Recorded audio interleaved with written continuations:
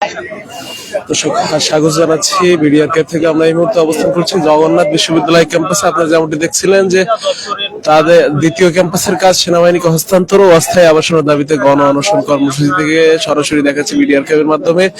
এই মুহূর্তে আজকে আপনারা দেখতে পাচ্ছেন যে সকাল থেকে তারা কিন্তু অনশনে বসে এখন পর্যন্ত কিন্তু রাত অবধি তারা অনশন করে যাচ্ছেন এবং এর একটু আগে কিন্তু জগন্নাথ বিশ্ববিদ্যালয়ের সম্মানিত ভিসি মহোদয় এসে কিন্তু তাদের সাথে সহমত জানিয়েছেন এবং তাদের সাথে গণ অনশন কর্মসূচিতে অংশ নিয়েছেন। আমরা শুনবো যে আসলে তাদের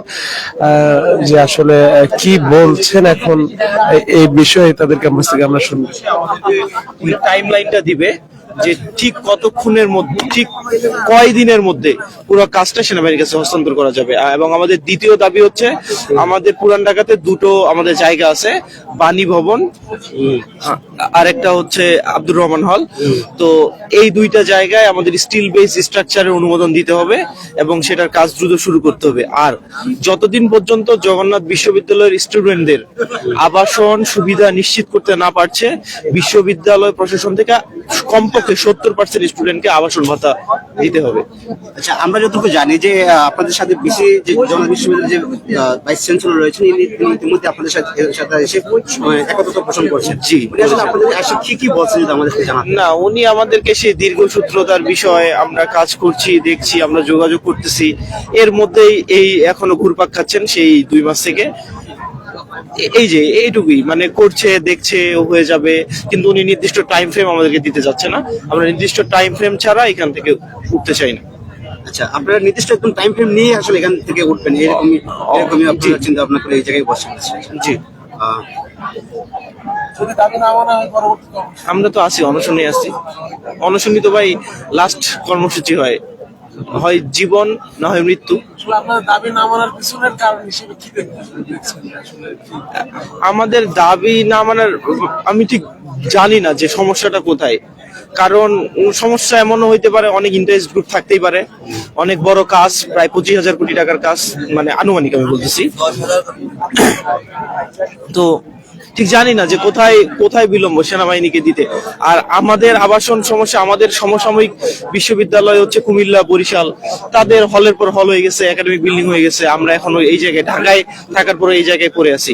তো সেটা খুবই দুঃখের বিষয় আর কি। সেটা আসলে কৃষিকে দোষছেন, মানে এই যে আপনি তো মানে অনেকটা বিলম্ব হয়ে গেল আপনাদেরকে দ্বিতীয় ক্যাম্পাস স্থানান্তরের ক্ষেত্রে, সেটা আপনারা কি দেখছেন? এত কোন সময় যেটা বিলম্বিত হইলো, তো সেটার পিছনে আমার ব্যক্তিগত মতামত হচ্ছে এক আমলাতান্ত্রিক জটিলতা এবং বিশ্ববিদ্যালয়ের শুধু প্রশাসন না, বিশ্ববিদ্যালয় প্রশাসনের বাইরেও অনেকগুলো ইন্টারেস্ট গ্রুপ এখানে নিশ্চয়ই আছে এই বিশ্ববিদ্যালয় কাজের ক্ষেত্রে।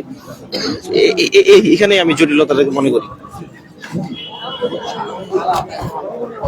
দর্শক যেমনটি শুনছিলেন যে তারা আসলে বেশ কয়েকটি বিষয়কে দাঁড় করিয়েছে, যে তারা আমলাতান্ত্রিক জটিলতা সহ বিভিন্ন ধরনের জটিলতার কথা বলছিলেন এবং এর আগে তারা কিন্তু তাদের বিশ্ববিদ্যালয় প্রশাসন তাদের এই গণ অনশন কর্মসূচিতে কিন্তু একাত্মতা জানিয়েছেন এবং একাত্মতা জানিয়ে তারা কিন্তু বিশ্ববিদ্যালয় প্রশাসনও কিন্তু এই বিষয়ে সদিচ্ছা রেখেছেন এবং সদিচ্ছা পোষণ করেছেন এবং তারা কিন্তু বলছেন বরাবরই যে এটি তাদের লাস্ট পদক্ষেপ। তারা কিন্তু অনশনে আছে, যে এটি তাদের লাস্ট পদক্ষেপ, তারা কিন্তু অনশনের মাধ্যমে তাদের দাবি আদায় করে নেবেন, এমনটি কিন্তু জানাচ্ছিলেন তাদের। দেখি আমরা আরেকজন শিক্ষার্থীর কাছে শুনবো যে আসলে তারা কি বলতে চাচ্ছে।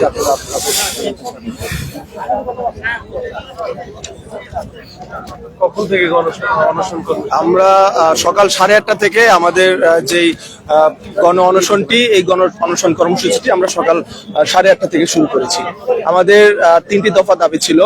যে আমাদের প্রথম দফা দাবি ছিল আমাদের দ্বিতীয় ক্যাম্পাসের কাজ সম্পূর্ণ সেনাবাহিনীর নিকট হস্তান্তর করা, এবং আমাদের দ্বিতীয় যে দাবি এটি ছিল আমাদের 2টি হল আমাদের পুনরুদ্ধার করতে পেরেছি, বাণী ভবন হল এবং আব্দুর রহমান হল। এই 2টি হলে আমাদের কোনো স্থাপনা নেই। আমরা এই স্থাপনাগুলো প্রশাসনকে স্টিল বেসড স্থাপনা অস্থায়ী ভিত্তিতে তৈরি করার জন্য আমরা দাবি জানিয়েছি। এটি হলো আমাদের দ্বিতীয় দাবি। এবং আমাদের তৃতীয় দাবি হলো আমাদের যে দ্বিতীয় ক্যাম্পাস, এই দ্বিতীয় ক্যাম্পাস তৈরি হওয়ার আগ পর্যন্ত আমাদের যে 18,000 শিক্ষার্থী রয়েছে, এই শিক্ষার্থীর 70% শিক্ষার্থী যতদিন পর্যন্ত আবাসন ব্যবস্থা তৈরি করে দেয়া। তো আমরা এই 3 দাবি নিয়ে আমরা আন্দোলনে বসেছি। আমাদের কিছুক্ষণ আগে আমাদের বিসি স্যার আমাদের আন্দোলনে এসে আমাদের সাথে একাত্মতা পোষণ করেছেন, কিন্তু তিনি জানিয়েছেন যে কিছু আমলাতান্ত্রিক কিছু জটিলতার কারণে তিনি আসলে এই কাজগুলো করতে অপারগতা প্রকাশ করেছেন। আমাদের সর্বশেষ আমাদের যে দাবিটি ছিল এবং আমরা যে দাবির পক্ষে এখনো আমরা আমরণ অনশন কর্মসূচি যেটা এখনো করে রাখছি সেইটি হলো যে আমাদের যতদিন পর্যন্ত আমাদের এই দাবিগুলো প্রশাসন এবং আমাদের যে ইউজিসি এবং আমাদের যে শিক্ষা মন্ত্রণালয় এরা সরাসরি লিখিতভাবে আমাদের হাতে না দিবে ততদিন পর্যন্ত অথবা ততক্ষণ পর্যন্ত আমরা এই আমরণ অনশন কর্মসূচি চালিয়ে যাব।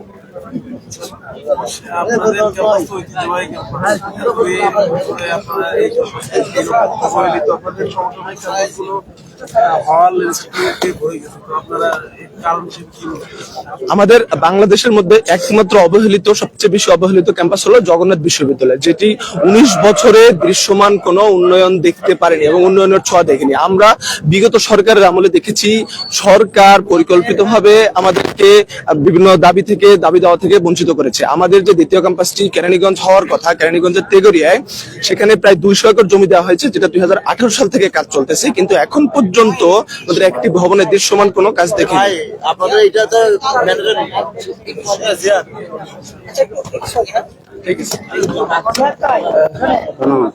সমস্যা কি দর্শক অনেকজন ছিলাম আমরা সবাই মিলে ডিসকাশন করা